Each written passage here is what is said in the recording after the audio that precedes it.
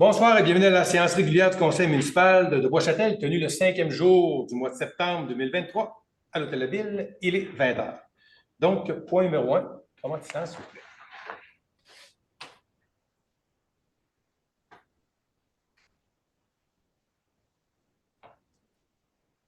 Merci. Donc, point numéro 2, adoption de l'ordre du jour. Madame Ataïa, on a un point ajouté, le point numéro 10, qui va s'appeler session de terrain. Et les autres points ensuite vont décaler de 1 jusqu'à la fin. Donc, est-ce que j'ai un proposeur? Je propose, M. le maire. Merci, M. Paradis. Point 3, adoption du procès-verbal du 21 août 2023. Et le conseil municipal prenne acte du dépôt des procès-verbaux pour la correction du 6 et du 27 février 2023 concernant les corrections effectuées au niveau d'un numéro de résolution. Donc, est-ce que j'ai un proposeur? Je propose, M. le maire. Merci, M. Morin. Point 4, adoption du paiement des dépenses du mois d'août 2023. Donc, les questions ont été posées, les réponses ont été obtenues. Il n'y a pas de point en suspens. Est-ce que j'ai un proposeur? Je propose, M. le maire. Merci, Mme Labelle. Point numéro 5, période de questions, table du conseil. Question, M. le maire. Oui. Rue Notre-Dame, les travaux se sont étirés un peu. J'aimerais savoir quand est-ce qu'on va rendre la vue aux citoyens. M. Michaud. Oui, mais disons, les travaux se sont étirés, c'est qu'on a eu de la difficulté à avoir la disponibilité de l'entrepreneur. Donc ça fait déjà des semaines que ça dure. Les travaux ont été complétés aujourd'hui, c'est qu'on n'a pas ouvert la circulation dû au fait que la chaleur faisait en sorte que le pavage était encore beaucoup trop mou. Donc, on espère être capable d'ouvrir dans le cours de la journée de demain.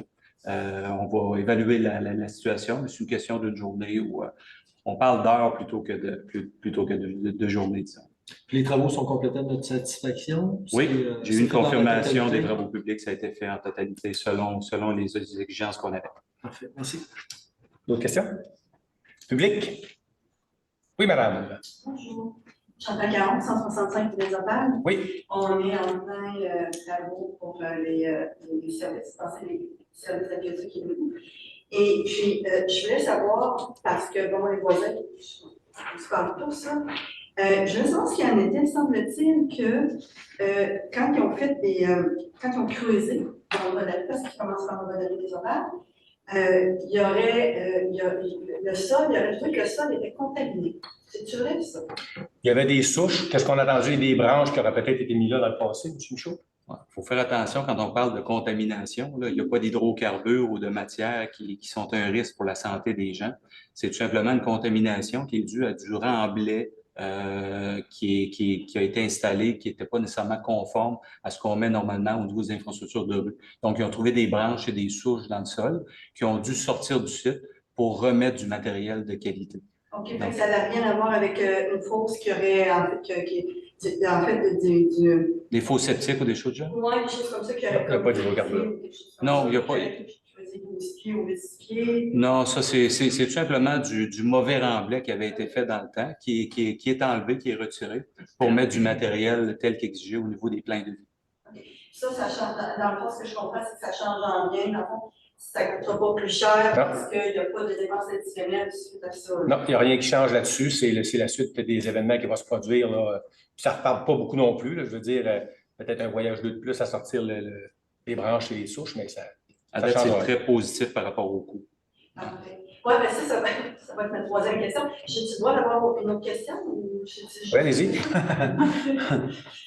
me demandais, il y a le centre Géo l'essence, je ne sais pas dans quel ordre, qui est le contracteur, qui est la compagnie d'excavation qui fait les travaux. Ce qu'on s'est fait dire, c'est que, parce qu'il va y avoir la partie raccordement de la rue à nos résidences, on s'est fait dire que peut-être que lui, en tout cas, ce contracteur-là pourrait nous offrir le raccordement, sauf que ce qui circule encore, là, c'est qu'il n'y a pas les permis pour se rendre jusqu'à la maison. Il faut qu'il arrête un pied avant. C'est-tu vrai? Non, c'est pas tout à fait ça. C'est que l'infrastructure qui est faite, on va amener l'entrée de service jusqu'à la limite avant de votre terrain. Fait que vous pouvez être à 20 ou 30 pieds du chemin. Si vous prenez entente avec l'entrepreneur, nous, la municipalité, on s'en mêle pas. C'est libre à vous de pouvoir engager l'entrepreneur pour qu'il fasse un raccordement jusque chez vous. Mais comme municipalité, nous, on ne gère pas cette section-là. On vous amène l'entrée de service à la limite avant de votre terrain. Donc, ça correspond à peu près à ce que vous aviez avant. Là, toute la partie du pavage, vous aviez une partie qui était aussi en 0,75. Ça arrivait à peu près à votre gazon, disons. Donc, l'entrée de service va s'arrêter là. Le reste, c'est à vous de faire tout ça. Le permis qui doit être émis par la municipalité, c'est pour vous autoriser à faire le branchement puis s'assurer que vos installations septiques vont être démantelées selon les règles. Donc, c'est nécessaire de faire la vidange de la fosse septique. On ne veut pas de contamination, de débrancher votre réseau d'aqueduc aussi. Parce que quand on va amener le réseau d'aqueduc de la municipalité, il ne faut pas qu'il y ait la combinaison des deux pour éviter la contamination de notre eau potable. Fait que ça veut dire que, admettons, parce que là, ils vont passer dans la rue, dans le 18 septembre, dans la rue qui s'appelle, supposé. Fait que ça voudrait dire que si je me raccorde, moi, comme, mettons, à la fin des travaux, novembre, il faudrait que je la fasse vider ma fosse si je veux la faire remplir de sable, parce que. Oui, nous, ouais, tu n'auras pas le choix. Enlever, Ouais, ça va être validé aussi par les employés de la ville. Oui, c'est que vous allez avoir. Là, vous conservez, si vous ne vous raccordez pas tout de suite, puis vous donnez ça à un autre entrepreneur, puis vous faites faire les travaux, vous allez pouvoir vous raccorder et par la suite vider votre fosse septique. Parce qu'il faut qu'elle soit fonctionnelle, dans le fond, le temps que vous allez être dans votre résidence, mais vous allez avoir l'obligation de la faire vidanger, puis nous, on va devoir vous donner les autorisations, puis faire s'assurer que ça a été vidangé, soit rempli de sable ou retiré. Donc, ça sera la démarche qu'il y aura à faire pour éviter qu'il y ait de la vermine. Là. Vous allez être obligé de couper vos conduits et tout ça. Là.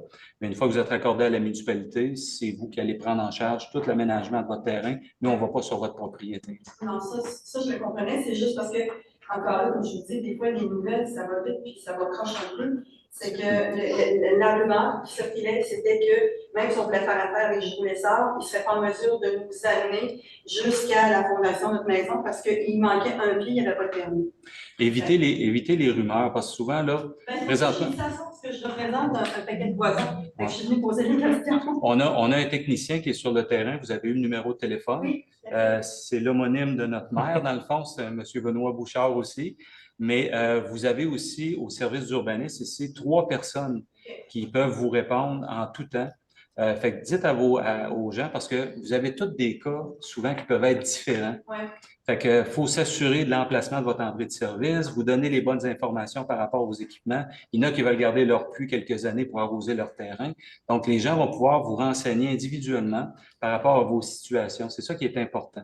Fait que communiquer à la municipalité, là, de jour, il y a toujours quelqu'un, s'il ne peut pas vous répondre tout de suite, il va vous rappeler pour vous donner de monsieur, j'ai pas affaire avec un monsieur pour l'emplacement, puis c'est pas gentil, là, puis ça a été rapide, de votre problème.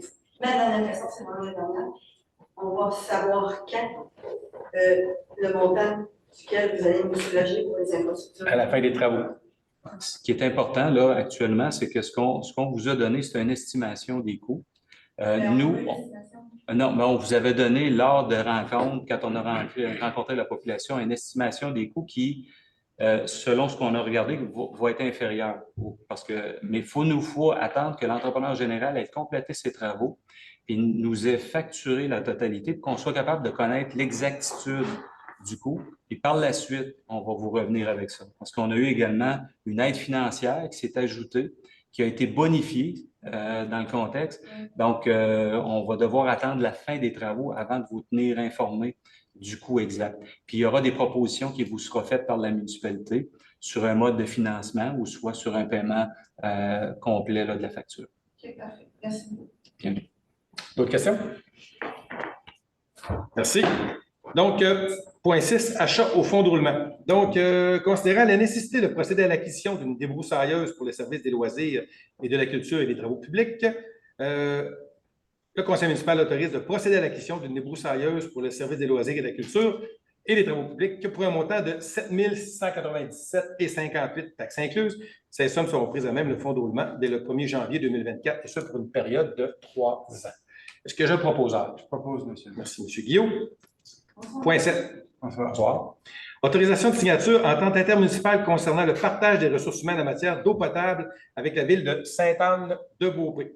Donc, considérant que les municipalités concernées se sont prévalues des articles 569 pour conclure une entente afin de partager des ressources humaines pour les activités relatives à la gestion de l'eau potable, et que la municipalité de Bois-Châtel accepte de conclure une entente afin de partager des ressources avec la municipalité de la ville de Sainte-Anne-de-Beaupré, et que le maire et le directeur général soient autorisés à signer la dite entente pour et au nom de la municipalité de Bois-Châtel, et que la présente résolution soit acheminée à la ville de Sainte-Anne-de-Beaupré. Le conseil municipal autorise. Est-ce que j'ai un proposeur? Je propose, M. le maire. Merci, M. Morin. Point 8, autorisation de signature.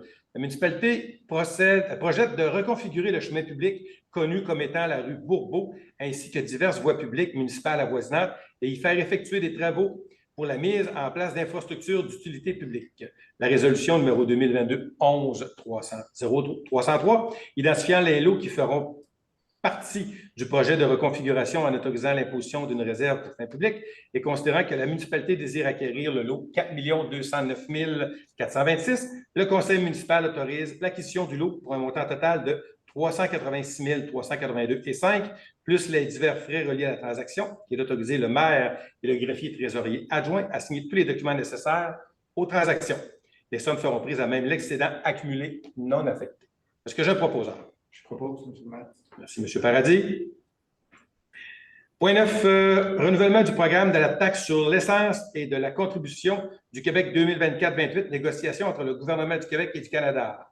Donc, la municipalité de Bois-Châtel demande au gouvernement du Québec et du Canada de conclure dès le début de l'automne une nouvelle entente fédérale provinciale pour le renouvellement du programme de la taxe sur l'essence et de la contribution du Québec, appelée la TEC, pour la période du 1er janvier 24 au 31 décembre 28. Et d'augmenter les sommes disponibles aux municipalités et de n'ajouter aucune reddition de compte, obligation ou conditions additionnelles aux municipalités et de permettre le financement des projets de bâtiments municipaux, des ouvrages de rétention et d'équipes de propriété de municipalités dans les travaux admissibles et de rendre admissibles les projets de prévention, d'aménagement et de travaux d'adaptation aux conséquences des changements climatiques. Est-ce que j'ai un proposeur? Je propose, M. le maire. Merci, M. Guillaume. Le nouveau point 10, résolution d'une cession d'un terrain. Considérant la croissance démographique soutenue de la clientèle étudiante sur le territoire de la municipalité et les besoins signifiés par le Centre de services scolaires des premières seigneuries dans le cadre du Plan québécois des infrastructures 2024-2034, et qu'au terme d'une résolution 2023-06-141, la municipalité a déjà approuvé la planification des besoins d'ajout d'espace du Centre de services scolaires des premières seigneuries.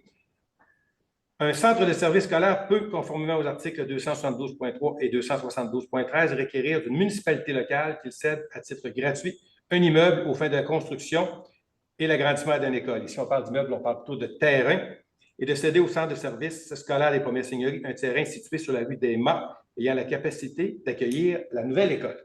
Est-ce que j'ai un proposeur? Je propose, M. le maire. Merci, Mme Labelle. Point numéro 11, embauche d'un inspecteur en bâtiment et en environnement. Le service d'urbanisme et de l'aménagement du territoire doit procéder à l'embauche d'un inspecteur en bâtiment et de l'environnement, et qu'une offre d'emploi a été publiée et que avec le processus de sélection des candidats et que le candidat proposé répond aux exigences d'un poste, et considérant les recommandations du directeur service de l'urbanisme et de l'aménagement du territoire, et qu'il est nécessaire de désigner la personne au poste d'inspecteur en bâtiment et en environnement pour appliquer la réglementation municipale ainsi que celle de la MRC de la Côte-de-Beaupré, le conseil municipal autorise de procéder à l'embauche de M. Antoine Julien au poste d'inspecteur en bâtiment et en environnement et d'autoriser M. Antoine Julien à émettre des permis et des constats d'infraction pour l'ensemble de la réglementation municipale ainsi que celle de la MRC de la Côte-de-Beaupré qui touche le territoire de Bois-Châtel. Est-ce que j'ai un proposeur? Je propose, M. le maire. Merci, M. Paradis.